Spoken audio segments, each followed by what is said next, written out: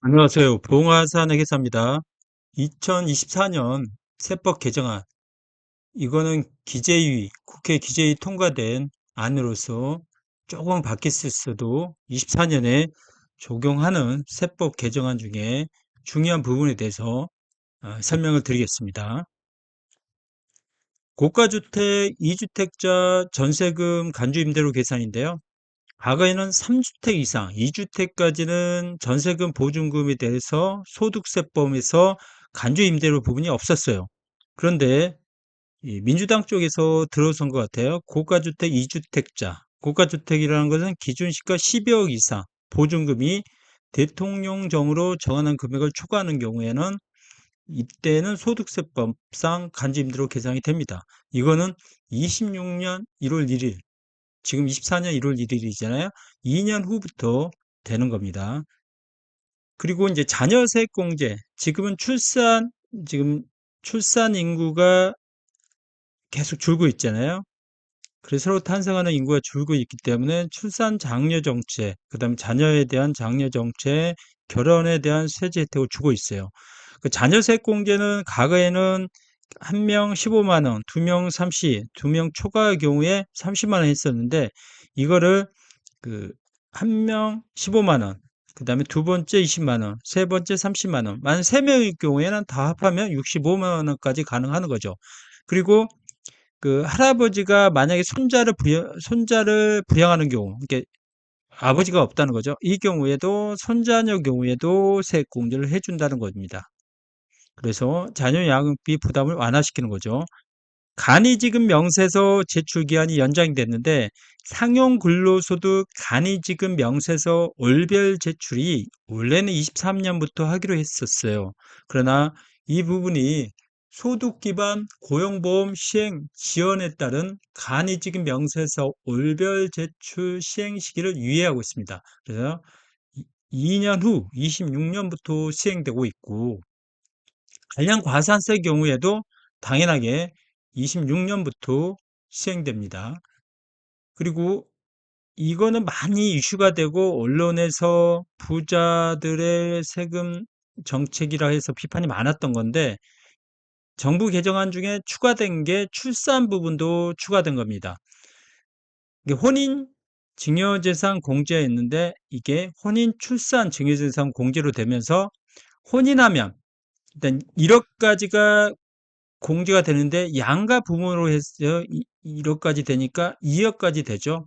그리고 기본 5천만 원 공제까지 하면 양가로 3억까지 노택스로 공제를 받을 수 있다는 겁니다.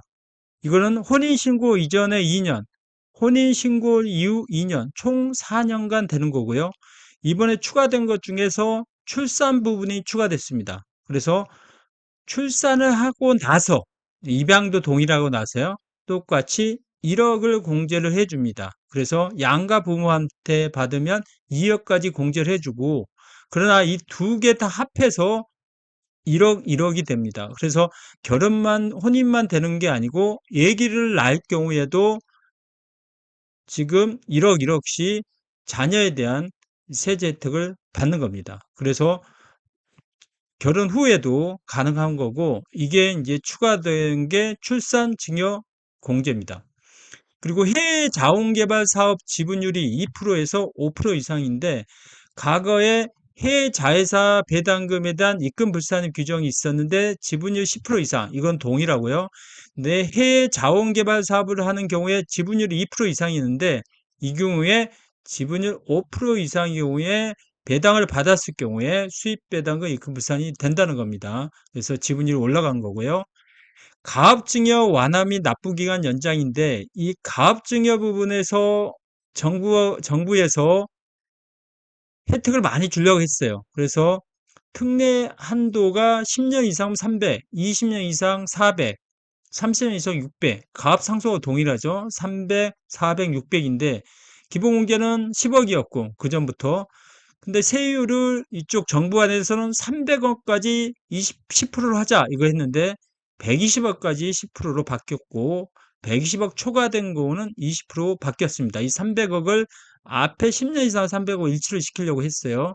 그리고 연부인면허 기간을 20년을 했는데 15년이 된 겁니다. 그래서 120억 10% 연부연료 기간도 15년까지 되는 건데 이것도 상당한 혜택인 것 같아요. 그리고 업종의 유지도 이제 대분류로 된 것 같아요. 그래서 세금이 만약 15억이다 그러면 1년씩 1억씩 내면 되겠죠. 연부연납 기간이 15년이니까.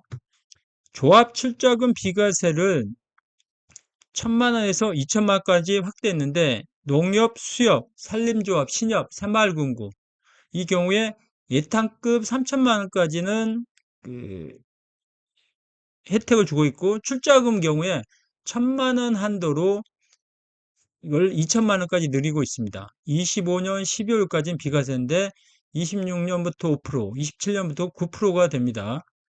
청년 일시 납입 시 이자소득 비과세인데 청년 희망적금 만기 지급분을 청년 도입계좌, 최근에 많이 젊은 사람들이 가입하고 있는 청년 도입계좌, 맥시멈 70만 원이죠. 70만 원 고박인데 뭐 2년까지 하면 연 840만 원. 근데 최초 2년간은 840 곱하기 2, 1680만 이내에서 그 청년 희망 적금을 청년 도입 계좌로 했을 때 일시 납입을 허용해서 이자 배당 소득 비과세를 한다는 겁니다.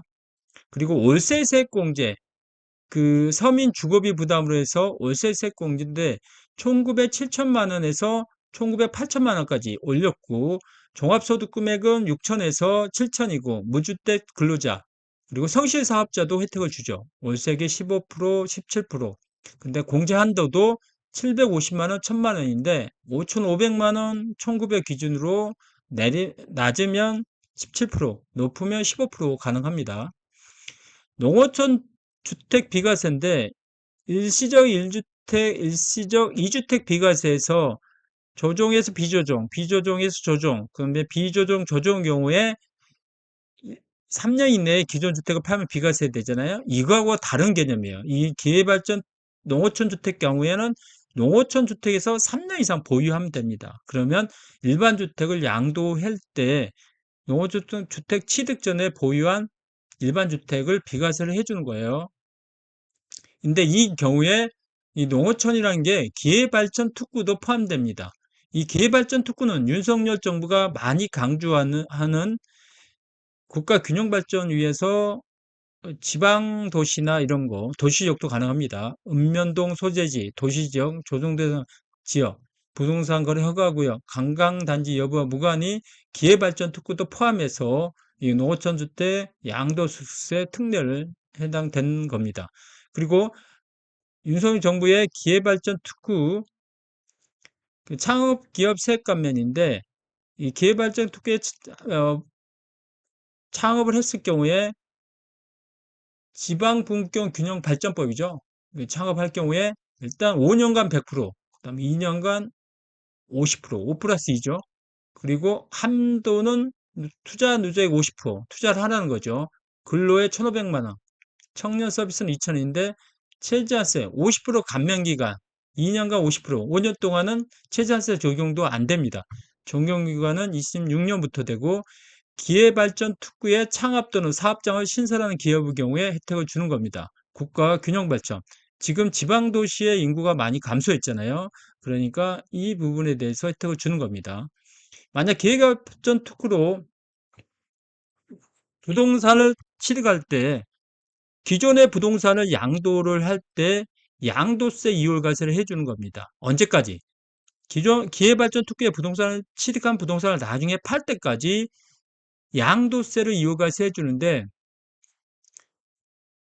수도권 내 사업용 부동산을 26년 12월 30까지 양도하고 그 다음에 기회발전 특구 내 일단 양도를 해야 되죠. 24, 23년 이내에 3년에서 사업을 영위하고 수도권 내 사업용 부동산을 26년 12월 30일 양도하고 그 양도세를 이월과세를 시켜주는 거죠. 언제까지? 이 기업발전 특구 내 부동산을 팔기 전까지. 그래서 기획발전 특구 내 사업용 부동산을 취득하여 사업 개시한 날로부터 2년 내 수도권 내 사업용 부동산을 양도하거나 수도권 내 사업용 부동산은 양도한 날부터 3년 내 기회발전 특구 내 사업용 부동산 취득할 때 혜택을 주는 겁니다. 자, 이 부분은 최근에 양도세 절세 방법 중에 한 가지인데, 그 자격농지 그 양도세 감면 있잖아요. 그 1억까지, 그 다음에 5년 2억까지 감면할 때 이걸 분할을 해서, 토지를 분할해서 매도를 하거나 지분의 일부를 양도해서 이런 혜택을 받았는데, 이 부분이 그 당시는 절세였는데 이걸 계속 사용하니까 이 부분에 대해서 불이익을 주는 거죠. 어떻게 하냐? 토지를 분필하는 거죠. 토지를 분필하거나 지분을 양도할 경우에 소급하여 1년 내에 분필을 하거나 아니면 토지 지분의 일부를 양도하는데, 누구한테 양도하냐? 쪼개서 양도하는 거는 가능한데, 그거를 2년 내에 나머지 토지를 또 동일인 또는 배우자에게 양도할 경우에, 동일인 배우자죠. 쪼개 판다는 거죠. 그 사람한테. 이 경우에 그는 동의를 나누어서 양도하는 걸 보고 종합한도 적용 대상에서 배제를 하겠다는 겁니다. 그래서 이 부분에 대해서 불이익을 준다는 거니까 이걸로 통해서 절세가 힘듭니다. 오늘은 그 24년부터 적용되는 세법 개정안 부분에 대해서 소득세, 그 다음에 그 저축법 관련해서 정리를 해봤습니다. 부동산 부분은 크게 많이 없는 것 같아요. 부동산이 전체적으로 하락하기 때문에. 그래서 이 세법 개정안 부분 중에서 그 경제발전 특구, 그 기회발전 특구죠. 이 부분에 대해서 세제 혜택이 있는 것 같고, 그 윤석열 정부가 중요한 부분만 세법 개정이 된 것 같습니다. 그래서 오늘 전체적으로 세법 개정안 부분을 정리했습니다. 궁금하신 거는 댓글 부탁드립니다.